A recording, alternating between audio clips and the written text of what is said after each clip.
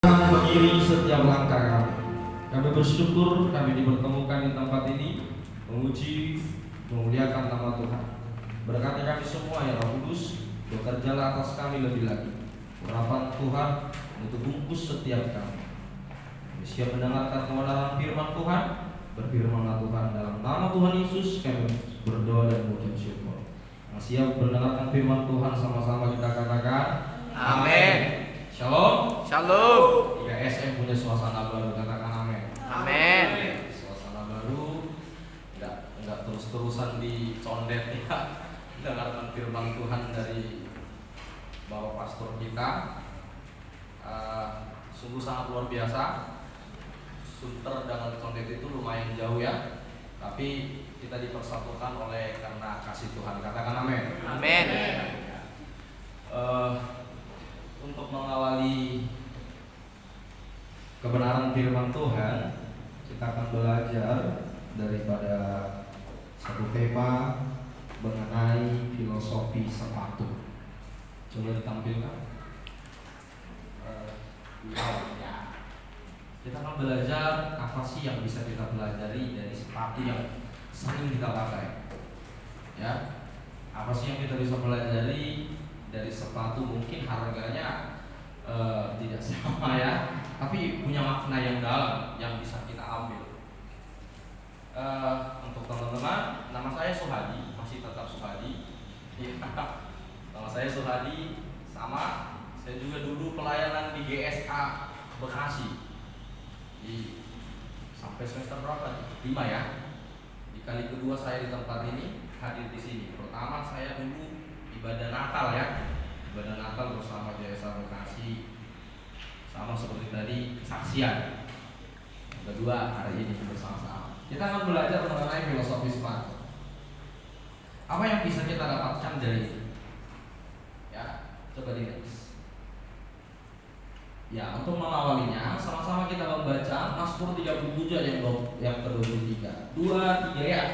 Langkah orang benar dikuasai oleh Tuhan dan Dia berkenan kepada jalannya. Sebelum kita lanjut, kita lihat dulu ayatnya. Sepatu, alasan sepatu kita memakai sepatu apa? Apa? Alasannya apa? Alas kaki, kemudian Biar keren. biar keren ya, alasan yang logis. Apa lagi? Style ya. Apa lagi? Supaya nggak kepanasan, mungkin supaya kakinya nggak sakit ya kan? Hah? Iya, supaya nggak kepanasan, kakinya nggak sakit atau kakinya rusak bolong-bolong. Kalau perempuan kan nggak mungkin ceker ayam kan? Di zaman sekarang mana yang ceker ayam? Iya, alasan yang pertama mungkin logis, supaya terlihat maco kalau laki-laki. Kalau perempuan mungkin terlihat cantik, ya kan? Kalau soal alasan kesehatannya supaya saya nggak sakit kan? Atau ketika jalan supaya nggak kena panas, ya kan? Sepatu yang kita pakai adalah teman kaki kita untuk melangkah, betul? Sepatu yang kita pakai adalah teman kaki kita untuk melangkah. Makanya Tuhan bilang langkah orang benar dikuasai oleh. Pertanyaannya, saat kita pakai sepatu, apa langkah kita dikuasai Tuhan atau? Amin. Pertanyaannya, apakah saat kita pakai sepatu yang kita pakai ini, atau sepatu yang harga 300 ribuan, 200 ribu, atau seperti sepatu saya cuma 20 ribu mungkin, ya kan? Apakah dikuasai Tuhan atau tidak? Ya, Ia berkenan kepada jalannya. Kata Ia itu merujuk kepada Tuhan kita ya, Tuhan Allah, Yesus. Kalau kita bilang ya, Tuhan Yesus. Berkenankah saat kita pakai sepatu mendampingi kaki kita melangkah? Apakah jalan kita berkenan di hadapan Tuhan atau tidak? Ini yang menjadi pertanyaan. Coba dilihat. Ya. Nah, kalau kita lihat slide, kita lihat orang sedang mengamati sepatu. Ia lihat tuh sepatu ini kira-kira aku tuh bisa dapat apa sih dari sepatu ini? Gitu ya. Sebagai anak-anak Tuhan, apalagi mahasiswa teologi dan pemuda remaja, ini perlu kita pelajari bahwa sekecil apapun yang ada di hidup kita itu bisa jadi pelajaran. Katakan amin. Amin. Baik itu bajumu, baik itu sepatumu, baik itu apapun yang ada milikmu hari ini yang tidak dimiliki orang lain, atau milik orang lain yang tidak kamu miliki, itu bisa bisa kita bisa jadi hikmah bagi kita. Amin. Ada seseorang yang mengamati sepatu, bagaimana bentuknya, fungsinya apa, ya kan? Coba di next. Ya, saya akan beri 3 poin filosofi sepatu. Yang pertama, sebuah sepatu harus memiliki alas yang kuat untuk menopang berat badan kita saat ya, tadi katanya fungsi sepatu yang pertama alas kaki. Alas itu apa? Kalau saya mau bilang itu pondasi. Sebagai anak-anak Tuhan di era milenial ini, generasi Z ini, generasi yang digitalisasi yang signifikan, yang dikuasai oleh kecerdasan buatan, tentu yang harus kita miliki adalah pondasi. Di zaman sekarang bukan cuma otak anak yang dipakai, mesin yang berjalan. Betul?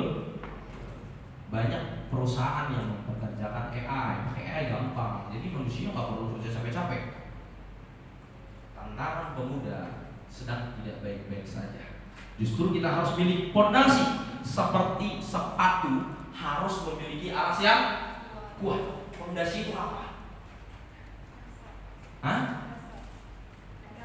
Iya, pondasi itu dasar, betul. Tapi pondasi yang harus kita pakai itu pondasi apa? Dasarnya apa? Halo? Amin?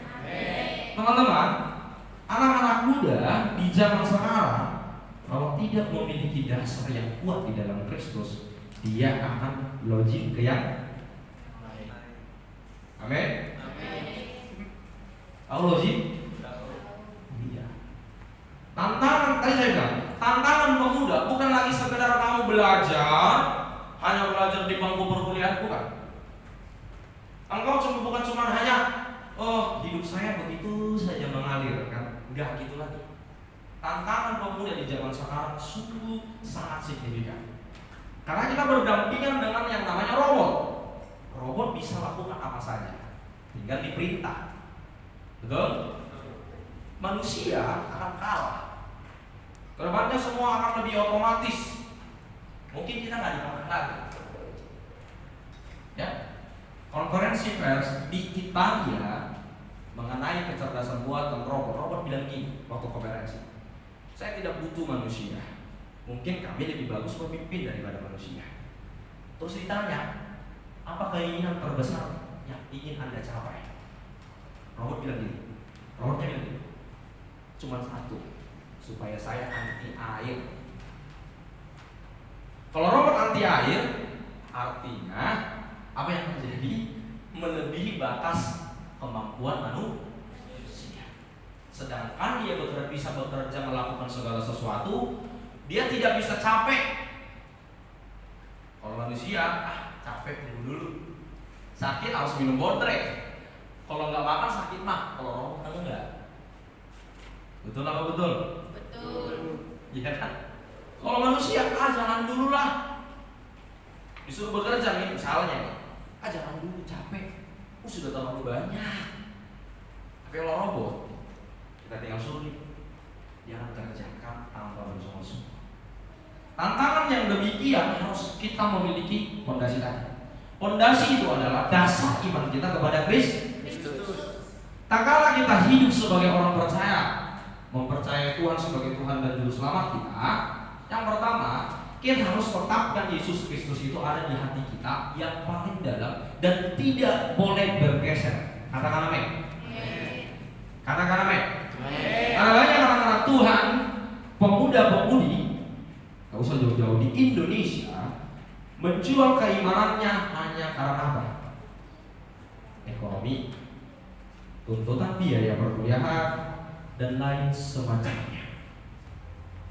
Amin. Tapi bagaimana kita hidup memiliki pondasi yang kuat untuk menopang kehidupan kita yang begitu dahsyat di tengah-tengah dunia yang tidak beres ini? Ya, mungkin anak-anak GSM karena di GSM terus main-mainnya kan Senin, Selasa, Rabu, Kamis, Jumat, Sabtu, Minggu. Di luar nggak tahu kejadiannya apa. Gitu. Setiap hari nih, opung lagi. Ya kan, contoh kan? Selasa, opung lagi. Rabu, ini lagi. Hari Kamis, pawikan kok. Misalkan gitu ya. Jadi siklusnya begitu-gitu. Karena kita nggak mampu merubah pola pikir kita untuk jauh melihat ke arah yang luas. Karena circle kita hanya di satu. Gitu. Makanya tadi di awal saya katakan suasana baru buat anak ISM. Oh iya dong. Saya pikir tadi kita mau ibadah di misalkan di Ancol gitu diajak Pak Enos kan. Ternyata ke GS suasana baru. Dan orang GS juga sungguh sangat luar biasa antusias. Welcome ya untuk menjamu kita ya, luar biasa. Ini yang saya mau katakan. Bahwa kakak kita hidup sebagai anak Tuhan, apalagi pemuda yang sudah mengenal Tuhan, harus Yesus itu ada di dalam hati kita dan kita bertumbuh, berakar dan berbuah. Katakan amin. Sehingga kakak kita keluar anak IKSM keluar dari IKSM misalkan kemanapun, ke marketplace, kemana, ke tempat-tempat apapun, aku jadi berkat. Katakan amin. Sama pemuda-pemudi GS Asunter tak kalah keluar dari rumah kemanapun, karena Yesus sudah ada di dalam. Kita hidupi dia, mendarah daging di dalam kita berakar, bertumbuh, berbuah di dalam dia, kita akan jadi berkat. Katakan amin. Sama ibaratkan, saya ambil minum sebentar ya. Saya mau kasih ilustrasi ini. Air ini penuh bukan? Penuh ya. Sepakat kita ini penuh. Kita ibaratkan air ini adalah diri kita sendiri. Bagaimana air ini bisa jadi berkat untuk orang lain? Harus meluap. Kalau kita penuh, kita harus juga dapat memenuhi orang lain. Katakan amin. Kalau kita diberkati Tuhan, kita harus jadi berkat. Kalau kita yang percaya Tuhan, kita harus pergi mendapatkan orang-orang supaya dia percaya Tuhan. Katakan amin. Ini yang dinamakan generasi Yeremia, generasi yang cinta Tuhan, generasi yang mati-matian hidup dalam perkenanan Tuhan. Makanya Tuhan katakan tadi, jalannya akan, langkahnya akan apa? Dikuasai. Kemanapun kita pergi, kita akan menjadi kesukaan bagi banyak orang. Kita akan menjadi berkat bagi banyak orang. Kedatangan kita bukan malah membuat orang lain tidak suka, membuat orang lain tidak damai.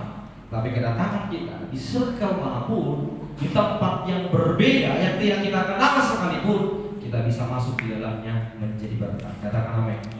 Makanya kita butuh fondasi, berakar di dalam Tuhan, bertumbuh serta berbuah di dalam Tuhan, agar hidup kita menjadi berkat. Sepatu pun begitu. Kalau sepatumu tidak bagus alasnya, engkau akan kepanasan. Apalagi kalau naik motor kan, jalan kaki di aspal begitu, dengan alas yang tipis banget. Gak usah pakai sepatu dah, karena juga kepanasan juga. Makanya perlu yang namanya alas sepatu yang kuat. Yang kedua, next. Kalau tadi kita harus punya alas atau fondasi, yang kedua, sepatu juga harus cocok dengan kaki kita agar nyaman. Siapa yang pernah beli sepatu ukurannya nggak pas? Oh iya ya, banyak berpengalaman.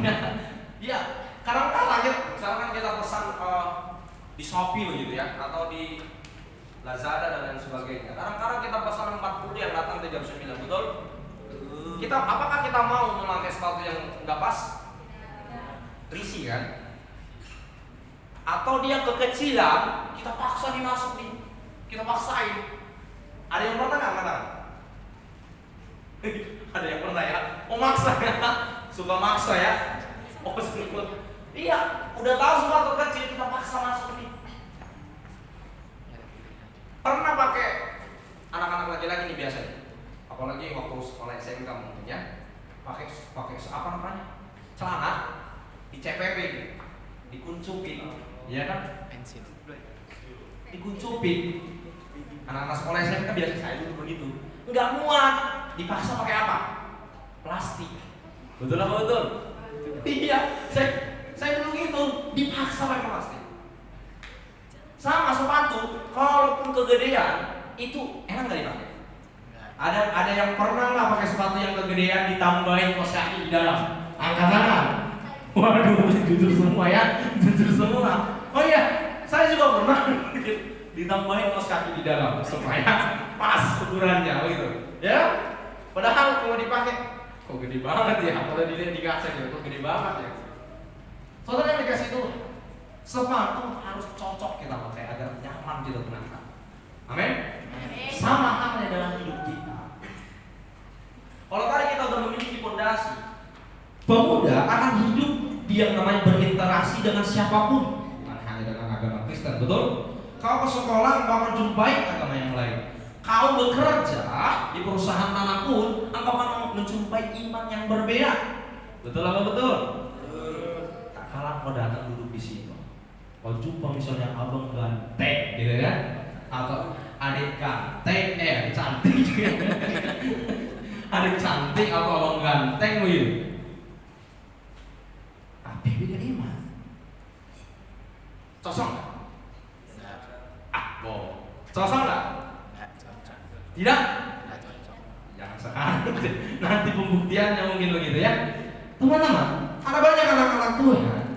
Dia sudah rajin ke gereja, rajin youth, ibadah youth begitu kan, keep on fire melayani Tuhan. Tapi pacaran sama orang yang beda di. Saya juga dulu begitu kok.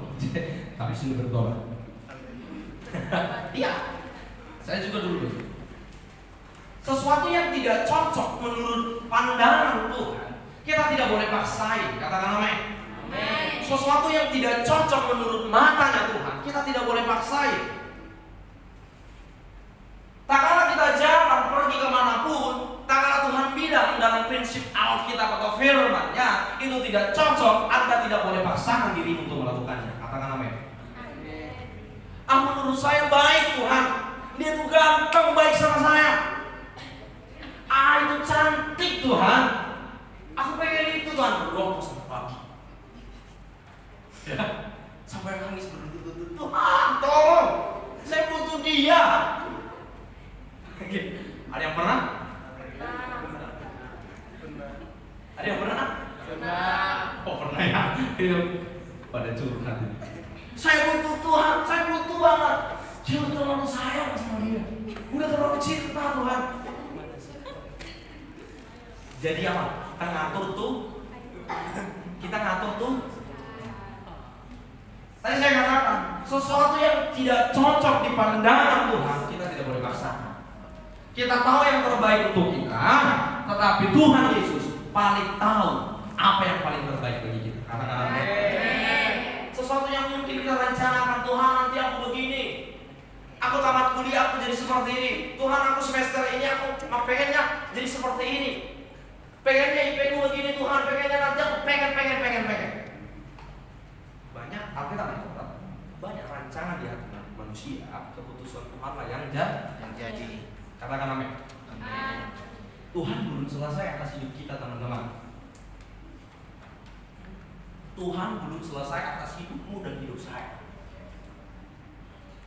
Perjalanan kita masih panjang. Katakan amin. Amin.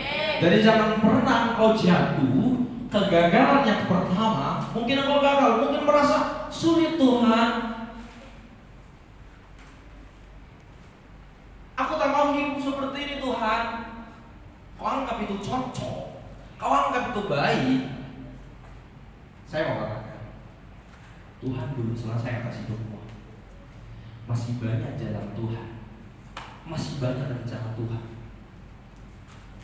Jangan pandang cocok pikiranmu. Makanya Amsal 3 ya di badan 6 kata gini. Amin. Jangan bersandar kepada pengertianmu sendiri. Akuilah dia supaya dia meluruskan jalan. Karena kita hidup, kita harus, artinya kita harus mengandalkan Tuhan. Jangan bawa pikiran kita kepada pikiran Tuhan, tapi bawa pikiran Tuhan untuk pikiran kita. Katakan amin. Sehingga apa yang kita lakukan cocok di mata Tuhan. Yang kita pandang baik belum tentu baik di mata Tuhan. Sama, Sepatu tadi kalau nggak cocok nggak enak dipakai. Tuhan pun nggak inginkan, itu nggak suka. Ya, Tuhan nggak suka sebenarnya kita bersungut-sungut. Dia nggak suka sebenarnya kita khawatir. Dia nggak suka sebenarnya kita lari dari iman kita. Dia nggak suka sebenarnya kita untuk takut atas hidup kita. Tapi Tuhan masih mengasihi kita. Nggak cocok, kata Tuhan.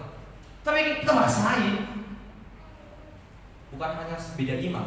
Kadang-kala juga teman-teman, orang seiman pun pacaran belum tentu cocok. Betul? Betul? Betul. Orang laki-laki mungkin IQ-nya di atas rata-rata, nggak misalkan. Dan jumpa wanita, punya wanita mungkin anak Yud, mungkin sama-sama Yud. Ada kan di sini? Tidak ada ya, tidak yang laku gitu mungkin ya. Mungkin sama-sama.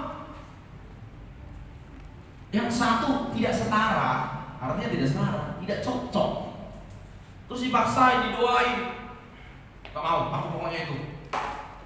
Titik. Nah, apa ini kalau bahasa udah dibilang titik itu susah ya. Padahal Tuhan cuma bilang ini. Nah, itu tidak cocok bagimu. Aku tahu yang terbaik. Yeremia 29 ayat 11 katakan apa? Ayo, masih ingat? Yeremia 29 ayat 11. Ayo buka kitabnya. Yuk, kita buka Alkitab Yeremia 29 ayat 11.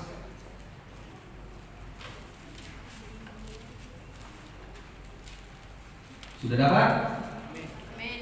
Sama-sama kita membacakannya ya. 2, 3 ayat. Sebab aku ini mengetahui rancangan-rancangan apa yang ada padaku mengenai kamu.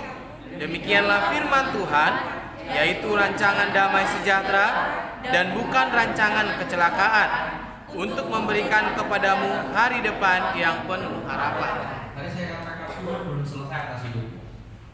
Jadi jangan terlalu terburu-buru. Cocokkan visimu dengan visi Tuhan. Katakan amin. Minta Tuhan berikan hikmat. Tuhan, saya mau kemana? Tuhan, saya mau berbuat apa? Kenapa saya mau ngapain? Jangan bawa paradigma kita berjalan sendiri, tapi bawalah paradigma Tuhan supaya Tuhan tuntun perjalanan kita. Sehingga Alkitab tadi katakan langkah kita dikuasainya. Amin.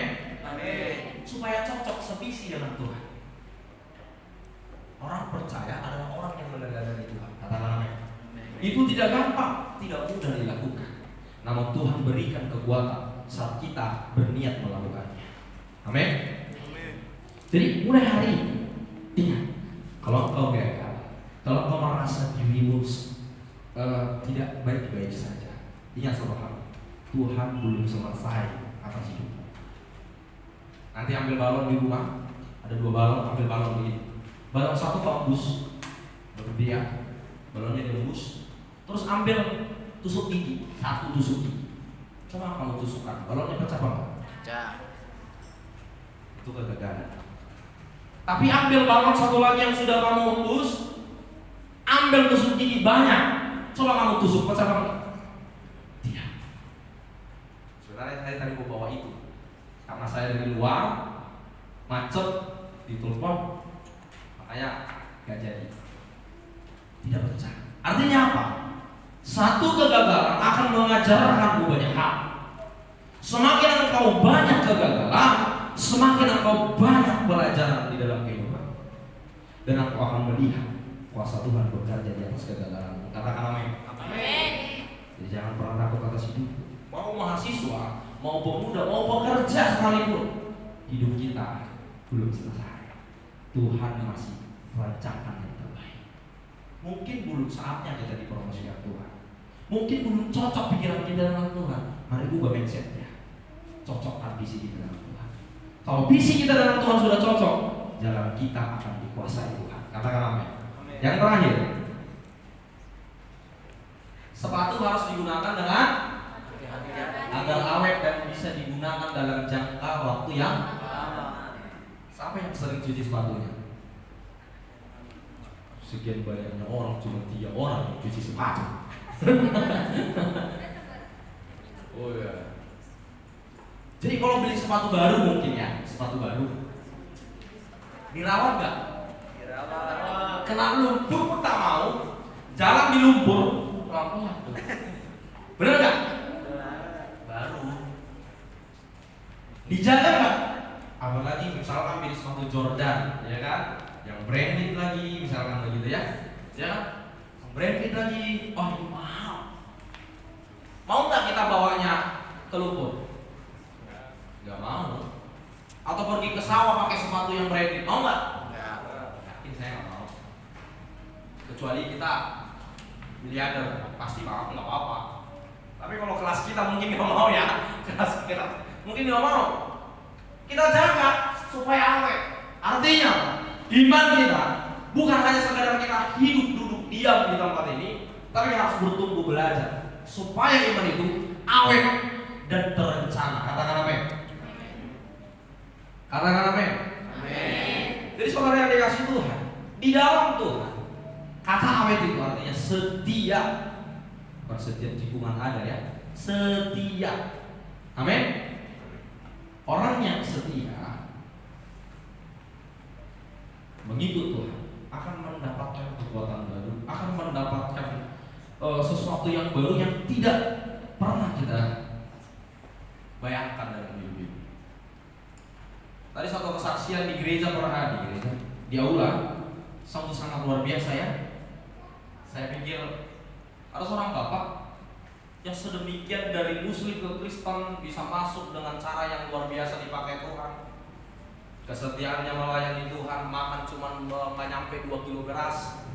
Saya pikir itu kesaksian yang luar biasa. Sama halnya kita, apalagi anak-anak KSM ya, pemuda-pemudi di tempat ini. Saya pikir tak kalah kita mengikut Tuhan, bukan soal kita hadir mengisi absen, bukan soal kita rajin beribadah, bukan berbicara kita setiap hari Minggu datang beribadah terlihat dari Bapak Gembala, dilihat oleh para pekerja, dilihat oleh pendiaken, dilihat oleh majelis dan lain sebagainya. Beribadah kepada Tuhan itu submisif, merendahkan diri di hadapan Tuhan sampai Tuhan mengenal dan kita dikenal. Katakan amin. Amin. Kesetiaan kepada Tuhan tidak ada harganya. Tidak boleh ditawar. Semua harus berfokus padanya. Katakan amin.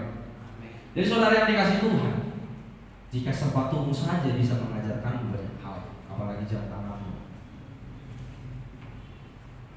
Kita tadi datang jam 5. Jika jam tanganmu bisa mengajarkan banyak hal, apalagi rambut.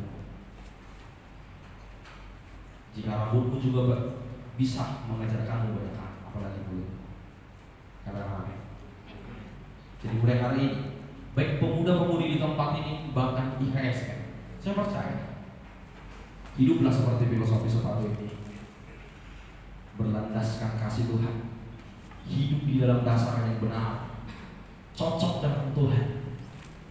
Jangan pernah frekuensimu beda dengan Tuhan, dan setia kepadanya sampai akhir hidupmu.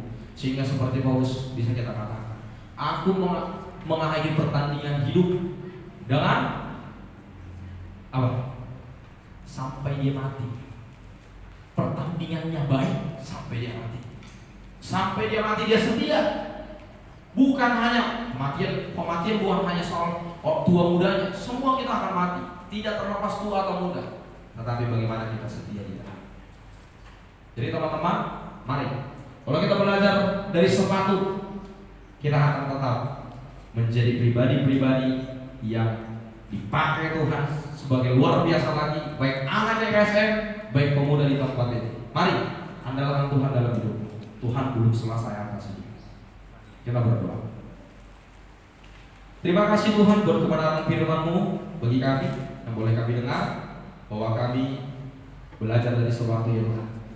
Ajar kami ya Tuhan untuk menaati firman-Mu. Ajar kami Tuhan untuk takut akan Engkau. Bulatkan dan tekadkan hati kami ya Tuhan untuk selalu taat kepada Engkau. Layaknya seperti sepatu, kami harus memiliki dasar yang benar. Kami harus memiliki fondasi yang benar di dalam Tuhan.